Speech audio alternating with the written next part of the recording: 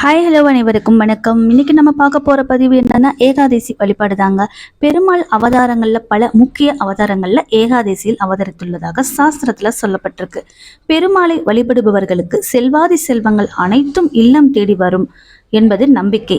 விரதங்களில் முக்கிய விரதமாக சொல்லப்படுவது மாத ஏகாதசி. அன்று வழிபடும் முறையை பற்றி தான் நம்ம இந்த பதிவுல பார்க்க போறோம். வாங்க வீடியோக்குள்ள போகலாம். செல்வத்துக்கு அதிபதியான பெருமாளை இன்று நாம் வணங்கினால் நம்முடைய கஷ்டங்கள், நம்முடைய பிரச்சனைகள் படிப்படியாக குறைப்பதற்கு வழி செய்வார் என்பது நம்பிக்கை. நாம் செய்த பாவ புண்ணிய கணக்குகளுக்கு தகுந்தபடிதான் கடவுள் நமக்கான பொருளாதார கஷ்டங்களையும் கடன் சுமையும் ஆரோக்கிய ரீதியாக சில பல பிரச்சனைகளையும் கொடுப்பார். இறை நம்பிக்கை உள்ளவர்கள் அனைவருக்கும் கர்ம வினையிலும் பாவ புண்ணிய கணக்குகளும் நம்பிக்கை இருக்கும். உங்களுக்கு இதில் நம்பிக்கை இருந்தால் இந்த வழிபாட்டை நீங்க செஞ்சு பாருங்க. செய்த பாவங்களை நீக்கி புண்ணியத்தை தேடிக்கொள்ள வேண்டும் என்றால் மாதந்தோறும் வரக்கூடிய தேய்பிறை ஏகாதசி திதி அன்று, வளர்பிறை ஏகாதசி திதி அன்று இந்த பெருமாளை நினைத்து வழிபாடு செய்ய வேண்டும். மாதத்திற்கு 2 ஏகாதசி வரும். ஒன்று வளர்பிறை ஏகாதசி, 2 தேய்பிறை ஏகாதசி. இன்று தை மாதத்தில் வந்திருக்கக்கூடிய இன்றைய தினத்தில் தேய்பிறை ஏகாதசி மிக மிக சிறப்பு வாய்ந்த ஏகாதசி. தை மாதத்தில் வரும் அத்தனை நாட்களுமே சிறப்பு. இந்த தேய்பிறை ஏகாதசியும் அடங்கியிருக்கு. சனிக்கிழமையோடு சேர்ந்து வந்திருக்கும் இந்த தேய்பிறை ஏகாதசியை சபல ஏகாதசி என்று சொல்வாங்க. இந்த நாளில் நம்முடைய வீட்டில் எளிமையாக இந்த வழிபாட்டை செஞ்சோம்னா நமக்கு இரட்டிப்பு பலன் கிடைக்கும் என்பது நம்பிக்கை.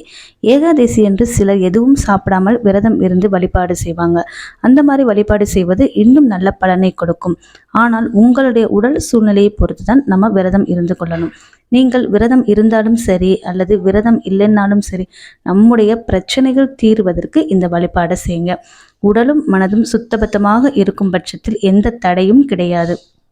இன்று மாலை உங்கள் விருப்பம், நேரம் எப்பொழுது கிடைக்கிறதோ அதை ஒதுக்கி கொள்ளுங்கள்.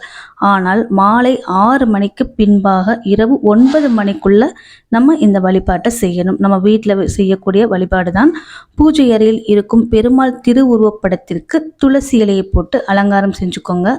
அப்புறம் நம்ம வீட்டில் இருக்கக்கூடிய பஞ்ச பாத்திரத்தில் இருக்கும் தண்ணீரில் 2 துளசி, 1 துண்டு பச்சை கற்பூரம், 1 ஏலக்காய், இந்த 3ஐயும் போட்டு அது தீர்த்தமாக தயார் செய்து உங்கள் வீட்டு பூஜை அறையில் விளக்கு ஏற்றி வச்சுடுங்க. பெருமாளையும் மகாலட்சுமி தாயாரையும் மனமுருக வேண்டிக் கொண்டு உங்கள் முன்பாக இருக்கும் பஞ்சபத்திர தண்ணீரை மட்டும் உங்கள் கையில் எடுத்துக்கிட்டு பின் நம்ம சொல்லக்கூடிய இந்த மந்திரத்தை உச்சரிக்கணும். இந்த மந்திரத்தை ஏகாதசி நாள் முழுவதும் சொன்னாலே உங்களுக்கு புண்ணியம் கிடைத்துவிடும். அதில் எந்த சந்தேகமும் கிடையாது. இருந்தாலும் பெருமாள் முன்பு வைத்திருக்கும் தீர்த்தத்தை கையில் வைத்துக்கொண்டு இந்த மந்திரத்தை சொல்லுங்கள்.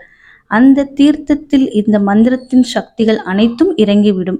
கூடவே உங்களுடைய வேண்டுதலையும் வைக்கலாம். நீங்கள் தீர்த்தத்தை கையில் வைத்துக்கொண்டு சொல்ல வேண்டிய பெருமாள் மந்திரம் ஓம் ஸ்ரீ ஹரி விஷ்ணு ஹரி ஓம், ஓம் ஸ்ரீ ஹரி விஷ்ணு ஹரி ஓம். இந்த மந்திரத்தை 108 முறை சொல்லிவிட்டு தீப தூப ஆராதனை காண்பித்து உங்களுடைய வழிபாட்டை நிறைவு செய்து கொள்ளலாம்.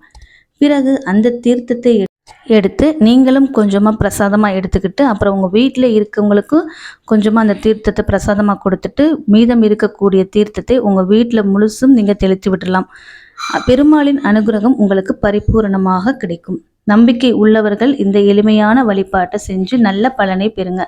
சனிக்கிழமை என்பது பெருமாளுக்குரிய நாள். அதுவும் இந்த தை மாதம் சனிக்கிழமையில் இந்த தேய்பிறை ஏகாதசி வந்திருப்பது மிக மிக சிறப்பானது. இந்த நாளில் நமக்கு இருக்கக்கூடிய பிரச்சனைகள் தீர வேண்டும், நம்மளுடைய எந்த பிரச்சனைகளாக இருந்தாலும் தீர வேண்டும் அப்படின்ட்டு பெருமாளையும் மகாலட்சுமி தாயாரையும் மனதார வேண்டிக் கொண்டு இந்த வழிபாட்டை நீங்கள் செஞ்சு பாருங்க. இந்த நாளில் உங்களால் முடிந்தால் பசுமாட்டுக்கு 2 வாழைப்பழம் அல்லது கீரை வாங்கி கொடுப்பது ரொம்ப ரொம்ப நல்லது. உங்கள் பாவங்களை இன்னும் விரைவாக குறைக்கும், புண்ணிய பலனை உயர்த்தி கொடுக்கும். உங்களுடைய பிரச்சனைகள் கொஞ்சம் கொஞ்சமாக குறைய ஆரம்பிக்கும். கர்ம வினைகளை குறைப்பதற்குத்தான் இந்த வழிபாடு. கர்ம வினையும் செய்த பாவமும் குறைய குறைய நம்முடைய கஷ்டங்கள், நோய் நொடி எல்லாமே குறைந்து கொண்டே வரும். மிக எளிமையான வழிபாடு. பெருமாளுக்கு மஞ்சள் குங்குமம் வைத்து துளசி இலை சாற்றி பஞ்ச பாத்திரத்தில் கொஞ்சமாக தண்ணி எடுத்து அதில் துளசி இலை, பச்சை கற்பூரம், ஏலக்காய் போட்டு அதை தீர்த்தமாக நீங்கள் செஞ்சு பெருமாளை வழிபாடு செய்யணும். இது ரொம்ப எளிமையான வழிபாடு. நம்பிக்கையுடன் செஞ்சு பாருங்கள். மீண்டும் அடுத்த வீடியோவில் பார்க்கலாம். நன்றி, வணக்கம், தேங்க்யூ.